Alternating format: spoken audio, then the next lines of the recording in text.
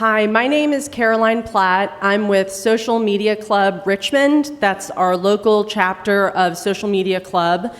And I'm pleased to have the opportunity to tell you a little bit about our keynote speaker.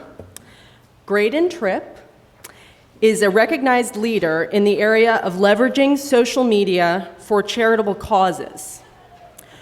Graydon is a Boston-based social media, technology, and design aficionado.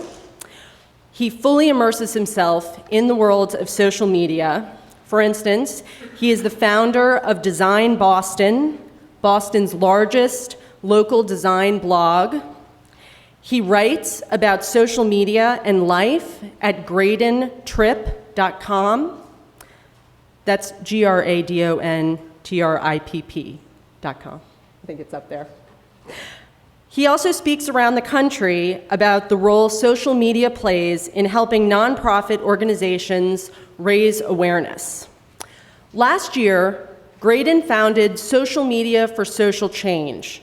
The premise of SM for, the number 4, SC, is simple: to take all the connections made through social media and put them together to host first-class fundraising events happening in real life. SM for SC's fundraisers benefit local charities in cities around the United States. Graydon is a true visionary in the area of using social media for social change, and this is his first trip to Richmond, so we're very proud to be hosting him. On behalf of the Jepson School of Leadership Studies, I'm pleased to introduce Graydon Tripp.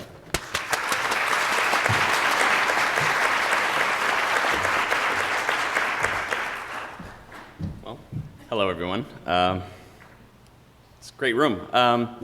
Well, first, I want to thank Sue Robinson, Shannon, and everybody else at the University of Richmond for hosting this event. It's great to see that the local Richmond community is, the nonprofit community is starting to, or has been, engaging in social media, so good on you. Also, I'd like to thank Doug Meacham, Kira, Nathan, and the rest of the Social Media Club here at Richmond for hosting me last night as well. So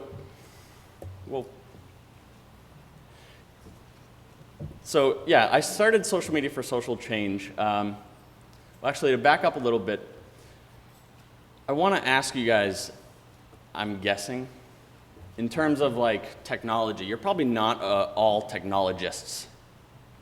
It's like, do you wake up in the morning and you're like, okay, what's the new computer technology? What's the new gadget?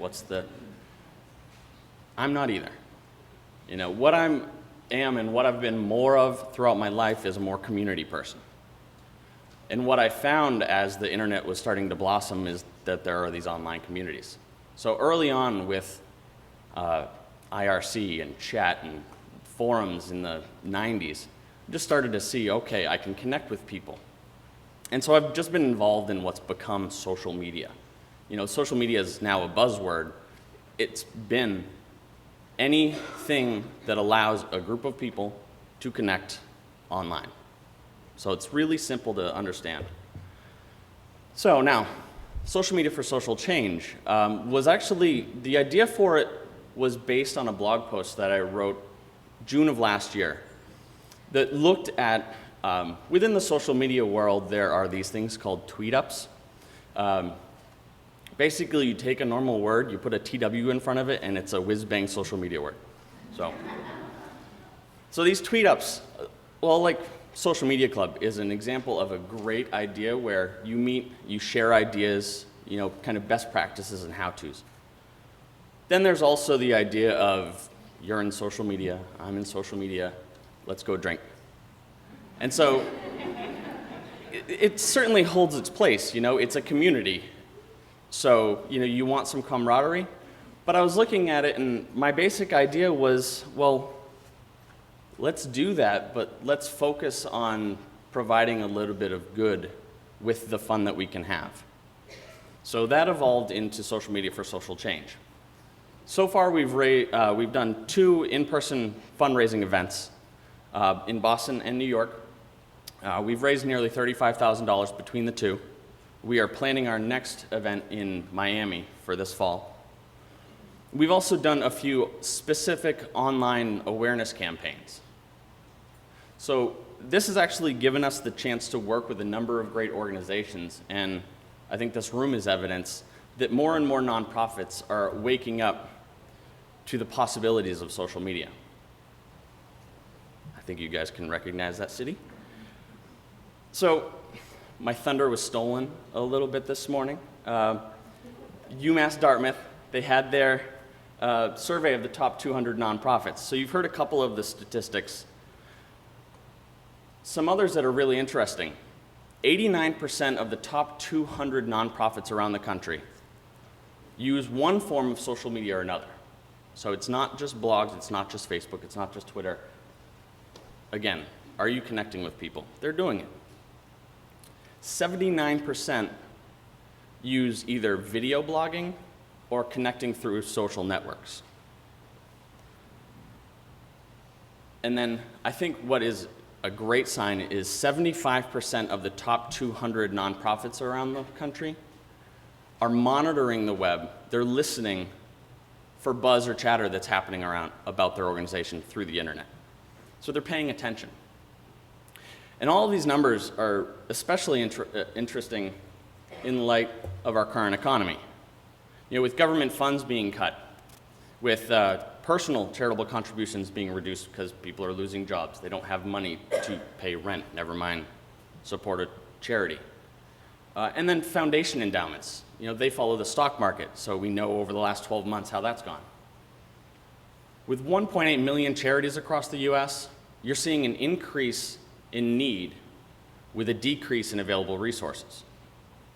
So therein lies the power and the possibility of social media. Because social media gives you the ability to stand up and reach out without forcing your budgets, like traditional media can do. Social media costs you nothing but time, it's been said before. And time isn't a huge expense because everything happens in real time.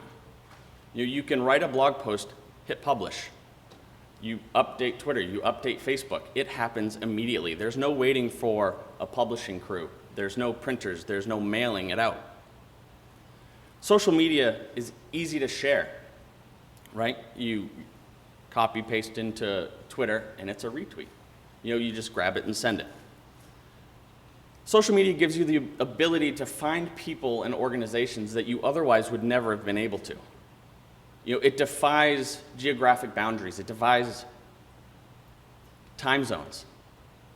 You know, so last night, I get out of here and I said it was a great night, da-da-da-da. Somebody responded to me on Twitter in Germany. What do you mean night? It's 8:30 in the morning. And then it gives you the ability to experiment, to try fresh new ways to distribute your vision to new and better and bigger audiences. Now, I think in some of this discussion today, we touched on a point that in the first wave of the social media for social good movement, it was about getting people signed up for accounts. You know, it was like if we're on Facebook and if we're on Twitter, people are going to come to us. We're going to have a mass of followers and members, and then, you know, that's our social media strategy and all of our lives are going to be better. When it's not the application that you're using, you know, it's not, okay, I'm on Facebook and this is awesome because Facebook is the #4 country in the world. It's ridiculous. It's the conversations that you're having through these applications. You know, it's not just fundraising, it's building awareness. You know, ask yourself, what can you tweak about your message that you're distributing to your community to engage them more effectively? Because we're moving from a one-way method of nonprofit marketing, which has been like the twice-a-year appeal for donations, or the monthly emails and newsletters, which are essentially long-form requests for donations. You know, it's like, July's been awesome, okay, make a donation. Now we're focusing on a new way of gaining support from a community, of building your message. and of finding that community that's going to support you through the future. You know, instead of your donors or your mailing list, think instead of how you're going to find your next evangelist, you know, your next advocate. How are you going to find your next volunteers or your next cause partners? You know, it's great seeing marketers speaking to you guys because cause marketing is huge. Social media can allow you to connect with those organizations. And probably most importantly, how are you going to find your grassroots supporters? You know, the people that will stand up without being asked and be inspired by what you do to work for the good of your cause. So again, ask yourself, what are the ways that someone can give of themselves, not necessarily monetarily, to support my cause, and am I inspiring them to do that? Now, the key to growth within this new, realm of nonprofit marketing, it's not just how you share your message. It's not just, hey, I'm pushing something out on Twitter or Facebook or a blog. It's going to be how you listen and how you respond to the people that are going to share that message with their community. You need to have the ability to find new people to join your community. And you also need to have the willingness to try new things. And probably most importantly, don't think you can do it alone. Partner up and make things happen. If you don't know how to do something, again, we're not technologists, right? Anybody know PHP programming? I don't. I know enough HTML to add a picture onto a blog post. Awesome. But if you don't know something, ask around your organization. Ask around your larger community. If you have a blog, you say, hey, I'm thinking about doing video. Does anybody know how to do that? You'll be amazed at the people that will know and have talents that you've never dreamed of. Make use of that. It's been said before, and it still holds true, it takes a village. Now recently, SM4SC conducted the survey on the state of giving in the social media community. For 3 weeks between May and June, over 300 participants, gave us insights into the hows and whys of their giving. 56% of the respondents gave to a specific campaign as opposed to giving to the same charity year over year. So what this tells you is that people in the social media world, they care about being asked. They care about being informed. They want to know what's happening with your organization right now and why you need their support. We also learned that 64% of people in social media are giving more this year than they were 5 years ago. Again, the economy has been in the tanks, but they see the need. They are information junkies. They see the need and they want to contribute. We asked them how they heard about these organizations that they support. Roughly 50% said that they found out about it through a friend in one form or another. 42% said they learned about it through a blog post. 37% said they found out about it through Facebook. And then 53% of the respondents said they found out about it through Twitter. Now, Twitter is all about sharing information, so it's natural that, hey, there's a great cause, you should support it. People will find out about it. We asked them why do they support these organizations? 70% of the respondents said they felt passionate about the cause that they're supporting. Over 50% said it was through a recommendation of a friend or colleague, and over 45% said that the cause resonates with their personal experience. So what this tells you is if you connect with people, if you give them a reason to be passionate about your cause, and you give them an ability the inspiration to share with their friends and colleagues, you'll be the ones being supported. And then we ask them, how do they want to keep in touch with the organizations that they support? 53% said that they want to connect through email.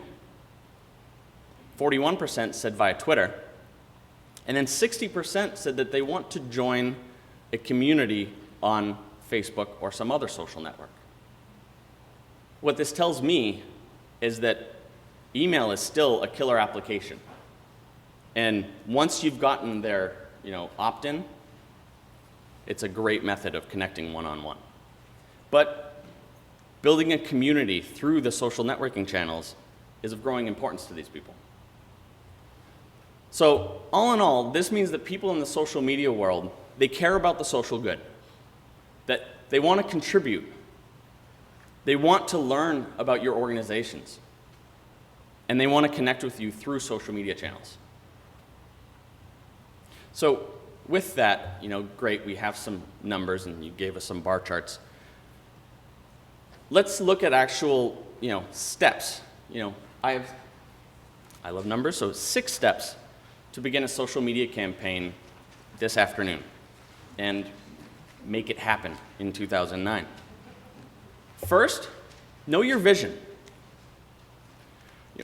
Charity Water has a dead simple, straightforward vision. There are 1 in 6 people around the globe that don't have access to clean drinking water, and we're going to fix it. They take that very simple idea and they apply it to everything that they do, whether it's their web design, their blog, their social media outreach. And what that does is it provides a message of hope, an opportunity for change. So you need to ask yourself, what do we do? And if it should be really quickly answered in 2 to 3 short sentences. If you can't do that, this is the first thing you need to work on, because if you don't have a vision, no one's going to believe in you. Next, find your community. Brooklyn Museum in New York, they looked around, they listened on the internet, they found out where their supporters are hanging out online, and then they went and set up shop there. So whether it's Twitter or Facebook, YouTube, Flickr, they're there. They're following that philosophy of fish where the fish are. Next, they took it one step further and they set up this community page. So what they're doing is it's acting like a directory of where to find us online. Hey, you guys hang out there? So do we. Come check it out. Again, ask yourself, do you know where your supporters are hanging out? Are you out there with them? And also, do they know where they can find you? People are lazy. They're not going to search. Next, share your vision and your story. The Arkansas Children's Hospital is the largest cause on Facebook, with over 5.5 million members. Now, Arkansas, that's twice the state population. So if you take a step back and you take social media away from it, how it is a great hospital that's doing great work, how are they ever going to get that sort of outreach? And the way they did it is through having a great story. It's easy to remember.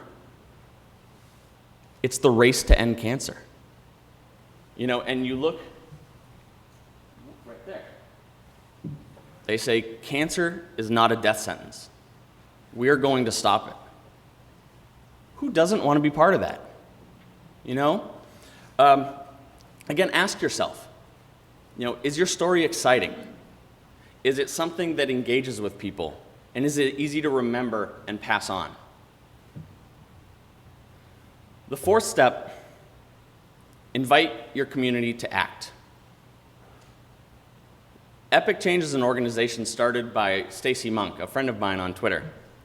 I think she has a couple fans in the audience. She's been an active member of on Twitter since April of last year, right? She doesn't just push what Epic Change is doing, she talks to people as if she's an actual human being. Idea Blob is a contest that gives $10,000 to the best idea every month. In May, Stacy found out that Epic Change was a finalist for that month's award. So what Stacy did is she reached out to Twitter in a big way and asked them to vote for her. Now, because she was invested in that community, she was actually able to turn into the direct marketer that nonprofits truly are. And it was vote for me, vote for me, vote for me, vote for me for weeks. But because she had that social capital, a term, if you start hanging out online, is wuffy, which is a ridiculous word, but it just means you've built up this quantity of respect through the social media world that you can cash in for certain things. So ask yourself, are you invested enough in your community to ask them to do that? The fifth step is to invite your community to share your message and make it easy. Twitter, it's as easy as copying, pasting in, and hitting send. Giving a little attribution of saying, retweeting so-and-so. Facebook has that share button. It's kind of small. It's probably not the most pronounced thing. But you hit that, you hit send, all of a sudden, my 400 friends or whatever have that same message that I liked. There's now services like Hootsuite, which you send out a link, someone clicks on it, and a web page has a toolbar at the top with one-click share options. Send it to Twitter, send it to this, send it to that. So, again, ask yourself, are you making it as easy as possible for your community to pass on your message? Next, find groups doing what you're doing and join them. I think this is actually my favorite slide because, what's the point of a superhero? To make the world a better place. What's the point of a nonprofit? To make the world a better place. So really, I'm not going to wear those outfits, but we're all superheroes. A great example of that connecting is the Summer of Social Good that's going on right now. Mashable, it's the largest social media news site online. They wanted to raise $1 million for charity over the course of the summer, but they knew that even though they have a huge audience, they're not going to be able to do it alone. So they partnered up with other organizations, like SM4SC, like Social Media Club. And they're supporting not just one charity, but 4 charities. They're supporting the Humane Society of America, yay pets, the World Wildlife Fund, Oxfam International, and the Livestrong Foundation. So they're kind of touching every base. What I think would even be better than that, though, is seeing a coalition of a dozen or more small nonprofits spread across the country using their know-how and their resources to build awareness for everybody. Ask yourself, do I have that nonprofit silo mentality? Where, well, this is what we do, and we only do it for us. Or are you built more around a community? And not just a community of your supporters, but a community of nonprofits. So, with that, what can you do? Leaving here, what are these steps that you can apply? So really quickly, I want to go over 2 local organizations. And I just looked around and I see a few small changes that would have a huge impact on their community. The first is Maymont. And I had the chance to visit Maymont yesterday when I first arrived. Huge, beautiful, natural space. It's the type of place that people want to go to. They want to spend time there. I would make your message the same. Now, I'm no web designer, so, grain of salt with this. create more calls to action. This navigation bar, more excitement. You know, I want to explore Maymont. I want to host an event at Maymont. I want to get involved with the Maymont Foundation. You know, people want to help you. You just need to kind of suggest it. Again, that space is visually beautiful. It's the type of space that people want to take photos. They want to shoot video of. I saw a bison for the first time in my life yesterday. Set up a Flickr group so that, hey, you went and visited us, you took a bunch of great pictures, add it to our photo group. You know, create a Flickr channel, a YouTube channel. You know, I think what would be brilliant, because it's such a massive space, and it was mentioned earlier, so many things going on. If you took cheap camera, $100, $200 camera, and just walked around, and you were like, hey, this is Steve. Steve deals with the bison. Just videotaped him, you know, what's going on at Maymont. Okay, these are the Japanese gardens. These are the people that tend to the Japanese gardens. You know, just show everything that's going on in a way that people can really engage with. Set up a community page, and not just what the Brooklyn Museum did, but invite those people that are joining your Flickr community and taking video to send you links to them and then share them on the site. So all of a sudden it's like, hey, I did that, and it's up on their website. Maymont's on Twitter, so awesome. But they don't have many updates, and they're not following too many people. And last I checked, which was 2 days ago, they hadn't updated since about a month ago. So more engaged, but not just for no reason. Search for people and organizations that are of common interest. You know, find the local Richmond people. Find people that are coming to town for business or tourism. Find other green spaces, other historic sites, and create a community there. You know, share best practices. You know, what is a nature preserve in China doing that we can do over here? Next is Fetch a Cure. Fetch a Cure is an awesome local charity involved in two incredible fields. You know, it's not just dogs, which who doesn't love dogs, right? It's cancer. And who doesn't hate cancer? What I would say is to create a clean vision and a clean story and take advantage of the natural cute factor. Right? Dogs, cute. Fetch a Cure has a Facebook cause, but for all the reasons that were said this earlier today, I'd add a Facebook page as well.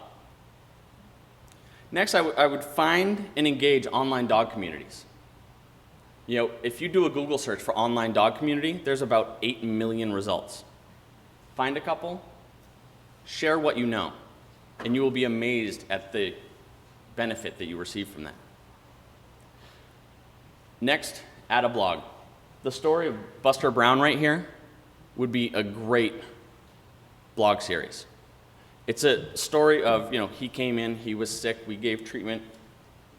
You know, give a number of short 2-paragraph updates about how he's going on for the next several months, and do that for 2 or 3 dogs at a time, while taking things like that quote. It's a bit much for your homepage, but it's a brilliant quote for your blog post teaching people about canine cancer. And then engage in the various social media channels, Twitter, Flickr, YouTube. People love to take pictures and videos of their dogs. Reach out and let them share it with you. So with that, you know, for your organizations, you take similar steps, you try new things. You have my email address. Try it out 6 months from now. Let me know how it's working, because I guarantee it'll be a game changer. So with that, I'd be happy to answer any questions you have.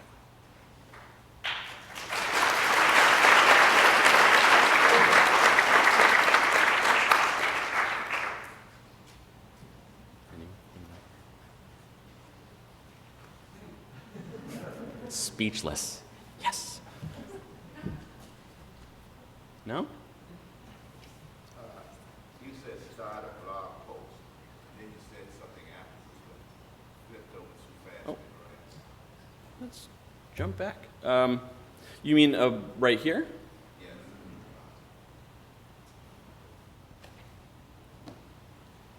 And I'm going to make sure the microphone so everyone who is watching via the internet can hear. Go ahead. Again? One more time. Okay, you said blog post, Yep. and the screen flipped over before I could get the next. Oh, the next one is engage in the various social media channels. You know, start a conversation on Twitter or set up a Flickr group for the people that are being, people's pets that are being treated. A YouTube channel so that, again, you can visually share that story of your organization. And I'm Reverend J.E. Gash from the Active Hand Ministry. For the record. Thank you. I've got a question. How often should you redo your website? So you take a look at that, because it can be quite intensive in terms of redesigning. Should you add just maybe a little thing here or there? Or if you're going to do something, do a lot of major changes all at once? I don't think necessarily a major change is necessary. I'm not a web designer, so don't think that I'm the subject matter expert on this. But yeah, just tweak things. You know, if I use WordPress, you know, I don't want to talk too much about like specific applications, but that one for me, it's okay. I want to change this and do that. It's pretty, you know, drag and drop. So, you know, the non-techie that is me can do it. Anybody else have a question? Because I'll come to you with the magical microphone.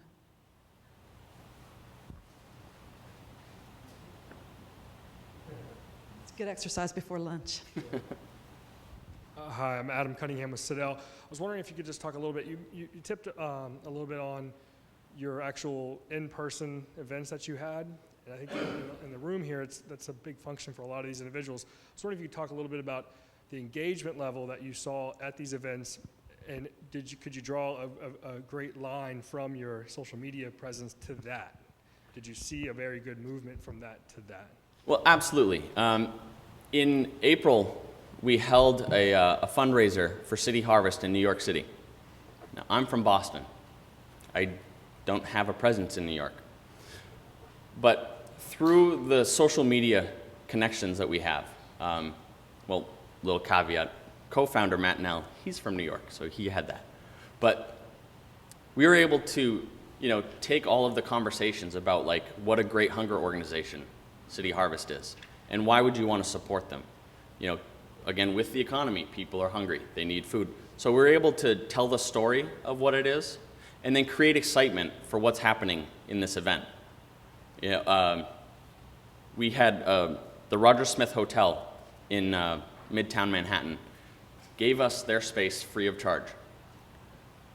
They said, you can fit up to 200 people. So we were like, got it. We had 200 people in this space. It was so packed. Like, I was behind a microphone trying to say, like, no, forget it. There was no chance because they were so engaged in the community that was created. You know, it wasn't like, yeah, you know, I support this charity. You know, it was, you know, a community of people that were there for one cause, and they were happy to be amongst each other. So it's kind of taking that online enthusiasm and applying it in offline action.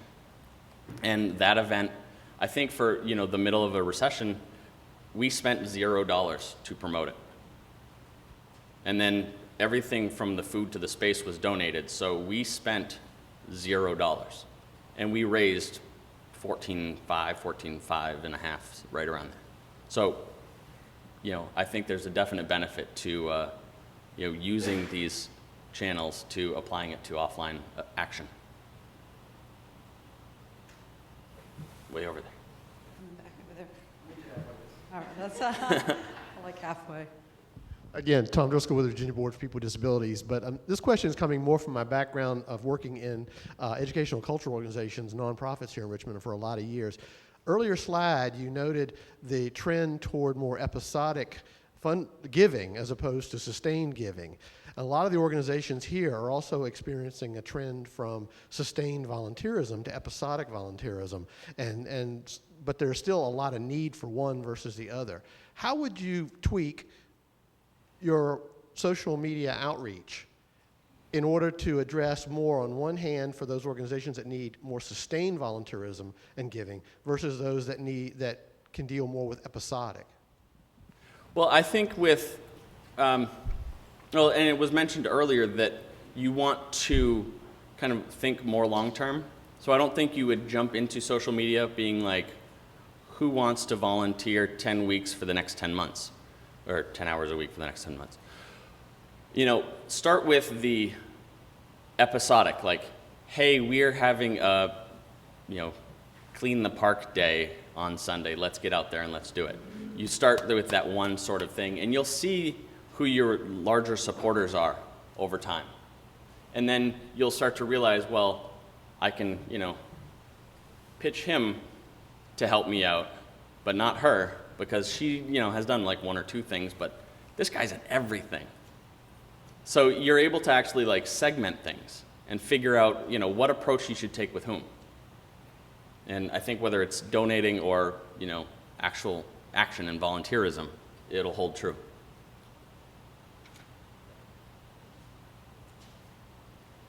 And actually, we are at 12:31, so I think it's time for lunch.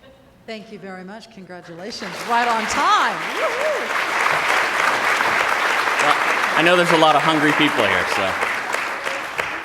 All right, thank you very much, everyone.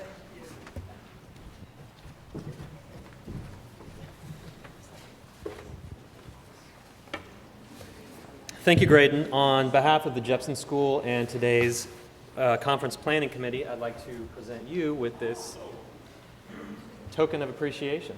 Thank you. Thank you. And I'd also like to thank the Social Media Club Richmond for sharing Graydon today. So a round of applause for Graydon one more time and for the Social Media Club. Thank you. Good afternoon, everyone. My name is Ryan Smart, and I'm the director of Connect Richmond. I'm also the last person, I'm sure, fortunately for many of you, standing between you and lunch, so I promise I will be brief. My thanks to all of you for participating today. We hope that you learned a lot. I know I did, and we hope that you got some good information and ideas that you as leaders can continue using for your organization to continue the social media conversation. A bit of shameless self-promotion on the Connect Richmond, Connect Southside, and Connect Rappahannock sites. We actually have a new link called Social Media, which you can find under the Running a Nonprofit section of our sites that contains links to a wealth of information and resources to help you continue on your path to using social media as a way to spread your mission. So make sure you check those out. And I hope we can continue today's conversation through the SM4SG Facebook and Twitter pages. I know we've seen a lot of good activity up on the screen today, so you can see the benefit of sharing information live on Twitter and how you can keep conversations going. We also have an opportunity for you to send us information when you find it online or elsewhere. We have a new email address, which is sm4sg@connectnetwork.org. So if you and your organization finds good information that you would like to share on the Connect Richmond sites, please send that and we'll get it posted.